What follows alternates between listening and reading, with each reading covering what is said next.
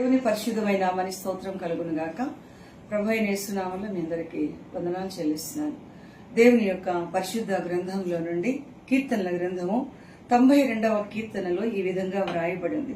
యెహోవాను స్తుతించుట మంచిది, నీ నామమును కీర్తించుట మంచిది. ఉదయమున నీ కృపను, ప్రతి రాత్రి నీ విశ్వాస్యతను ప్రచురించుట మంచిది. చదవబడిన ఈ లేఖన భాగంలో 3 విషయాలు మనం నేర్చుకోవాలి.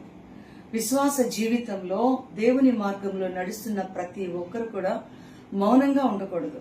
మౌనంగా ఉండడం వల్ల మన్ను నిన్ను స్తుతించునా అన్నారు. మృతి నీకు స్తుతి కలుగు చేయినా, సజీవులే కదా నిన్ను స్తుతిస్తారు అని మనం పరిశుద్ధ గ్రంథంలో చూస్తూ ఉన్నాం.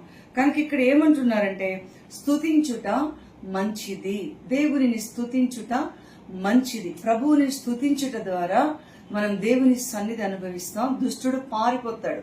కాబట్టి దేవుని స్తుతించుట ద్వారా మేలు కలుగుతుంది. యోబు గారు అంటున్నారు, యెహోవా ఇచ్చెను, యెహోవా తీసుకునేను, యెహోవా నామమునకే స్తుతి కలుగును గాక అన్నారు. ఇది రెండవదిగా మనం చూసినట్లయితే దేవుని నామమును కీర్తించుట మంచిది. పౌలును శీలను తీసుకుని వెళ్లి బంధించి చెరసాలలో వేసి బొండలు బిగించినప్పుడు ఆ కష్టాన్ని బట్టి, బాధను బట్టి వారు నెమ్మదిగా మౌనంగా సిగ్గుపడుతూ కృంగిపోలేదు, కానీ పాటలు పాడుతున్నారు, ప్రార్థన చేస్తూ ఉన్నారు. పాటలు పాడుతూ ప్రార్థన చేస్తున్నప్పుడు దేవుడు ఆశ్చర్యకరంగా అక్కడ దేవుడు కార్యం చేసి వారికి ఉన్న సంఖ్యలను తెంచివేసి, భూకంపమును కలుగు చేసి తెంచివేసి వారికి ఉన్న బంధకాలన్నిటిని ఊడిపోయేట్లుగా చేశారు.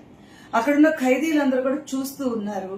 అందరూ పారిపోయారు, కానీ వీరు మాత్రం ఉన్నారు. చెరసాల నాయకుడు వచ్చి ఆశ్చర్యపోయి వాళ్ళ యథార్థతను బట్టి, వారి భక్తిని బట్టి వాళ్ళు ఏమన్నారంటే, ఈ చెరసాల నాయకుడు రక్షణ పొందాలంటే నేనేం చేయాలి అన్నారు. కాబట్టి మనం ప్రభువుని ప్రతిగానములతో దూతలు స్తుతిస్తున్నారు. కాబట్టి ఈ లోకంలో ఏర్పాటు చేయబడిన మనం కూడా ప్రభుని స్తుతించటం నేర్చుకోవాలి, స్తుతించాలి, నేర్చుకోవాలి. కొంత ఆ విధంగా మనం ప్రయాసపడాలి. మూడవదిగా మనం చూసినట్లయితే ఆయనను ప్రచురించుట మంచిది. ప్రచురించడం అంటే ఏమిటి ప్రచురించటం అంటే ప్రకటించటం మంచిది.